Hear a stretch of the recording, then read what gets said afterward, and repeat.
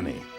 Shekels and shillings, pounds and pence, pieces of 8, dollars, dinero, lucre, dough, cash, coin of the realm, gravy, bread, bucks, lettuce and kale, banknotes and bills, moolah, money.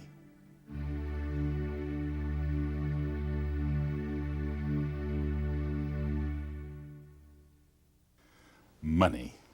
It's difficult to imagine a world without it.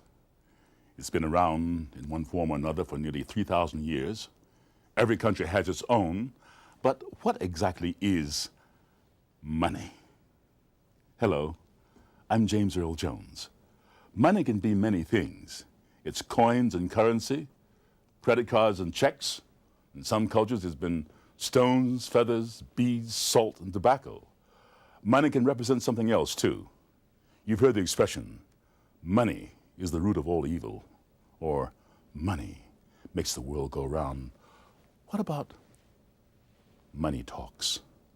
Each piece of money has a story to tell. The people, places, and events portrayed on it, who made it, and why it was made. Money is history you can hold in your hands. Money is always fascinating, not just how people chase after it, but how it relates to important events and historical figures. Pirates fought and died for gold doubloons and silver pieces of 8. It is said George Washington threw a silver dollar across the Potomac River. Some people have superstitions about money. Find a penny, pick it up. All that day you'll have good luck. A penny or a cent may not buy much, but each is rich with information, and you can start a coin collection with just a handful. Here's the Lincoln Memorial, a tribute to our 16th president, the Emancipation Proclamation, the Civil War, the Gettysburg Address, all these images brought to mind by this coin, first issued 100 years after Lincoln's birth. Look closer, you can see the motto, "In God We Trust," reflecting America's devotion to religion, and liberty, the principle on which our country was founded. There's even the date and mint mark to tell when and where the coin was made. And those initials on the back, they tell who designed the coin. VDB, for Victor David Brenner, the famous artist from the turn of the century. All that on one coin. And every coin has a story to tell. In this program, you'll see how money is made and hear some fascinating stories about famous coins and currency. You see why millions of people enjoy the hobby of coin collecting, the hobby of numismatics.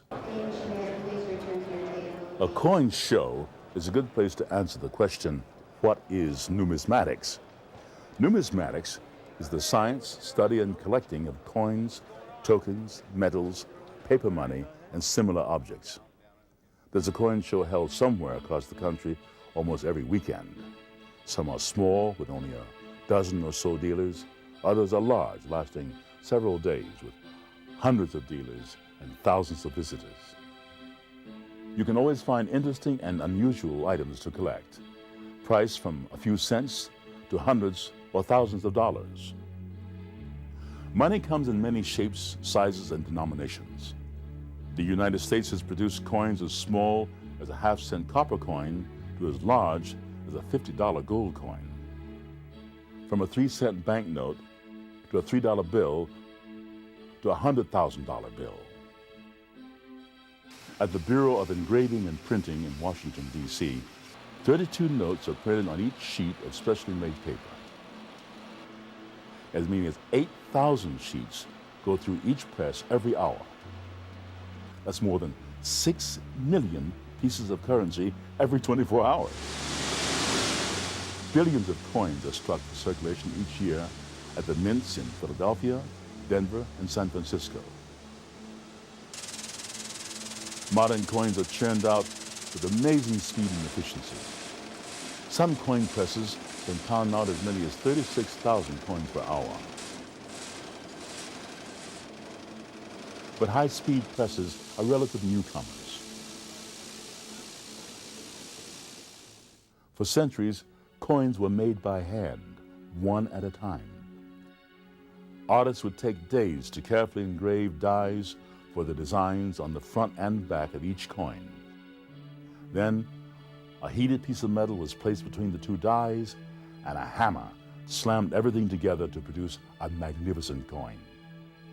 Even with such crude production methods, beautiful coins were created. Some of the greatest artwork of the ancient world is easily available to collectors today, stamped onto little pieces of gold, silver, and bronze. And you can find the faces to accompany familiar names from ancient history. Names like Alexander the Great, Julius Caesar, Nero, Cleopatra, and Jesus. Many coins are mentioned in the Bible. The Gospels tell us that when Jesus was shown a Roman coin, he declared, "Render unto Caesar the things that are Caesar's, and to God the things that are God's." The coin Jesus was shown was called the tribute penny. It was probably a Roman denarius, a silver coin about the size of a dime, made during the reign of the Emperor Tiberius. Scholars believe the 30 pieces of silver that Judas received to betray Jesus were probably shekels from the city of Tyre in what is now Lebanon. Some ancient coins are worth thousands or even hundreds of thousands of dollars each, but many Roman and Byzantine coins can be purchased for $10 or less, an inexpensive way to touch the past. Many figures from recent history are also depicted on coins.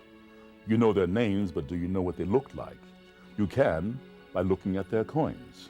England's Henry VIII, and Queen Elizabeth I, Napoleon, Daniel Boone, Booker T. Washington, John F. Kennedy. Important places and events are remembered as well, such as the writing of the Constitution, the Oregon Trail, the Battle of Gettysburg, and the landing on the moon. You see, money is more than just something to earn and spend. It's something to collect and study. It can be great art, a lesson in geography, or a tale from history. And it's always fun. But not all money is made of metal. Not all money is little either. There's some kinds of pocket change that wouldn't fit into your pocket, even if you wear a double extra large. This is stone money from the tiny Pacific island of Yap. Some of these are as big as 6 feet in diameter and weigh several thousand pounds. Yap stones are the largest and heaviest form of money ever. American Indians traded wampum for food and other necessities. The wampum was hand-carved from clam shells and strung together like a necklace. In colonial America, tobacco farmers could import a field worker from Europe, purchase a bride, or enslave a man for 120 pounds of tobacco. When Marco Polo returned to Italy from his incredible travels in Asia, he brought back strange-looking pieces of paper. They were covered with inscriptions and pictures of coins and dragons. This flying money, as it was called, was invented in China and was the world's first paper money. Although we take paper money for granted today, it was not widely used outside China until the 18th century. Sweden was the first country in Europe to use paper notes, and with good reason. Sweden was the world's largest producer of copper, and because of a shortage of silver, it was forced to make copper coins in big rectangular shapes. I mean, really big. They're called plate money, and some plates weighed as much as 44 pounds. What did people use for money in the American colonies? At first, they used coins produced by other countries. The most common was the Spanish pillar dollar. Its design symbolized the gateway to the old and the new worlds, united under the crown of Spain. Coins made from the silver mined in Central and South America by the Spanish conquistadors had the denomination 8 reales. This is where we get the famous expression, pieces of 8. There were also large gold coins of the era with the denomination 8 escudos, known as doubloons, another historical reminder of pirate treasure. In early America, the colonies faced severe shortages of coins for trade. The kings of England refused to allow them to make their own coins.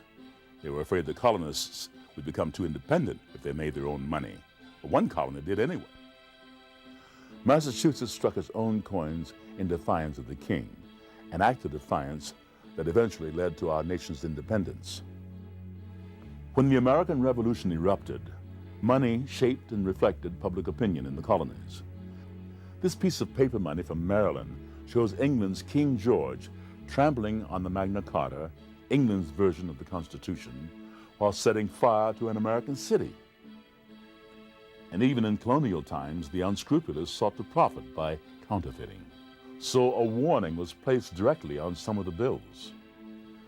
The first coin approved by the Continental Congress was a copper coin known as the Fugio cent. One side shows a sundial and the Latin word fugio, meaning time flies. The other side of the Fugio cent was a symbolic linking of 13 rings, representing the unity of the 13 colonies. The first silver coins struck for the United States had an odd-sounding name, half-dime. Legend says the silver used to make these first federal coins came from Martha Washington's own silverware. And some people believe that that may be Martha Washington's portrait on the coins. In 1793, the first large cents were produced. They were made of copper and were as big as today's $50. They had a design similar to the Fugio cent, but this time there was an outcry of criticism. Some people claimed the chain links symbolized bondage, not freedom. So the chain cent design was quickly altered, replaced by a less controversial floral wreath. Production of silver dollars started in 1794. They portrayed Miss Liberty on the front and a rather scrawny eagle on the back. Critics called it a buzzard. Fewer than 2,000 of these silver dollars were made, and surviving specimens are highly prized by collectors. Silver dollars were made at different times over the next 200 years and are some of the most popular United States coins. They're big, they're made of precious metal, and, depending on the particular coin, can be purchased for reasonable prices, even those minted in the 1800s. Gold coins have tremendous appeal. Perhaps it's the gold itself, the stuff dreams are made of. Maybe it's the marvelous artistic tradition displayed on many U.S. gold coins. Or maybe it's the range of denominations and sizes. A denomination of $2.50 may sound strange today, but our history is filled with all kinds of wonderfully odd denominations, strange coins, which often filled specific needs.